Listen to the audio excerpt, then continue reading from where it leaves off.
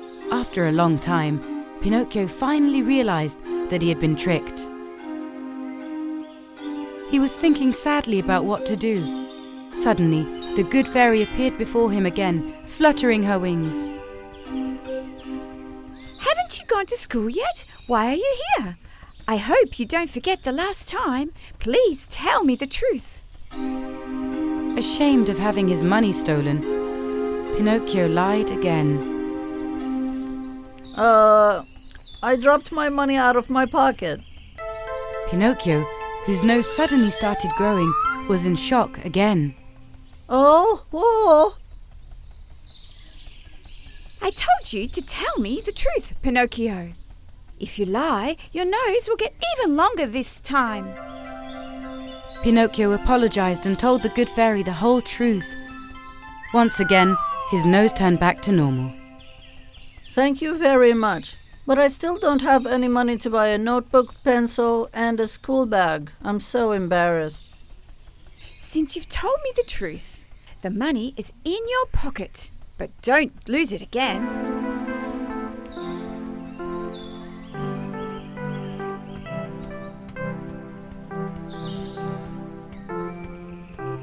As Pinocchio was walking and singing on his way, he suddenly came across the puppeteer from the circus. As soon as he saw Pinocchio, who ran away from the circus, he started to chase him. Come here, you little naughty puppet! Pinocchio, while escaping with fear, tripped on a stone and fell straight into the sea. Help! Help! Help! But because he was made out of wood, he didn't sink. As he moved his hands and feet in order to not sink, he realized that he was swimming. He liked it very much, so he swam, and swam. But that day, the sea was very wavy. The waves dragged him very far. He was so far out in the sea that he was sleepy from exhaustion, and since he didn't sink, he comfortably fell asleep on top of the water. When he woke up, he found himself in a dark place. Hey, what's happening? Where am I? What is this place? Ew, it smells awful. As his eyes got used to the dark, he realized that he was now in the stomach of a large whale. It turns out that a big whale had swallowed him. Geppetto was worried sick about Pinocchio, who still hadn't come back home. He went out to search for him. He asked everyone he came across. Have you seen a small wooden boy pass by? He came all the way to the seashore and asked the fisherman. About an hour ago, a kid fell into the sea around here. He may be your son. Please give me a boat. I'm going to go out to the sea. I need to find him. The fisherman gave him a small boat. Geppetto got in the boat and sailed out to the sea. Pinocchio, my son! Pinocchio, where are you? The small boat couldn't fight the waves, and when it capsized and flipped over, Geppetto fell into the sea. The whale that had swallowed Pinocchio also swallowed Geppetto. He also didn't understand where he was in the pitch darkness. But Pinocchio saw him and started crying. Father! Father! You found me! I was so scared! Pinocchio, my son, my son! Forgive me, Father. I will never disobey you again. Okay, Pinocchio. We'll talk about this at home. Now let's search for a way to get out of here. Father, I'm going to try something. I hope we succeed. Good fairy! Good fairy! Can you hear me? The waves carried his voice all the way to the good fairy's ears. My God! This is Pinocchio's voice! The fairy flew towards his voice and appeared inside the whale's stomach where they were. Pinocchio, you are truly regretful, and I will help you one last time. When she touched them with her magic wand, they found themselves at the shore. After that day, Pinocchio became a very smart kid. He always listened to his father. He was going to school and helping his father just like the old days. The good fairy tested Pinocchio from time to time. She knew that Pinocchio did not lie anymore and that he always listened to his father. She said, now is the perfect time, and one night she turned Pinocchio into a real child while he was sleeping. The next day, when Pinocchio woke up, he felt a little strange. His heart was beating and he felt blood flowing throughout his body. He was no longer made of wood, but was a real child. He ran straight to his father. Father, Father, look how much I've changed! My God, my prayers have been answered. I now have a real son. After that day, they lived happily ever after. Pinocchio was now a child to be proud of. Hey guys! Subscribe to our channel KONDOSAN and watch the most popular fairy tales, cartoons, and nursery rhymes. Don't forget to click the bell for notifications.